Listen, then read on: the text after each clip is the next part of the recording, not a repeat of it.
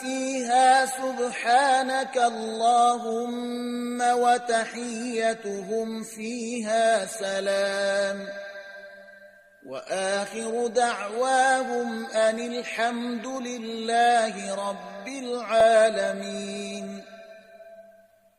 گفتار و دعای آنها در بهشت این است که خداوندا منزهی تو و تحیت آنها در آنجا سلام، و آخرین سخنانشان این است که حمد مخصوص خدا پروردگار عالمیان است.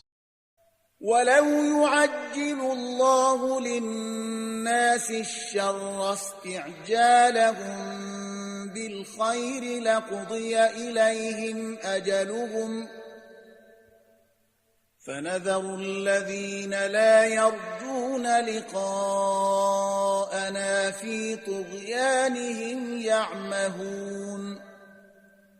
اگر همان گونه که مردم در به دست آوردن خوبی ها عجله دارند، خداوند در مجازاتشان شتاب می کرد، به زودی عمرشان به پایان می رسید و همگی نابود می شدند. ولی کسانی را که ایمان به لقای ما ندارند به حال خود رها می کنیم تا در طغیانشان سرگردان شوند. وَإِذَا مَسَّ الْإِنسَانَ الضُّرُّ دَعَانَا لِجَنبِهِ أَوْ قَاعِدًا أَوْ قَائِمًا فَلَمَّا كَشَفْنَا عَنْهُ ضُرَّهُ مَرَّ كَأَن لَّمْ يَدْعُنَا إِلَى ضُرٍّ مَّسَّهُ كذلك زين للمسرفين ما كانوا يعملون.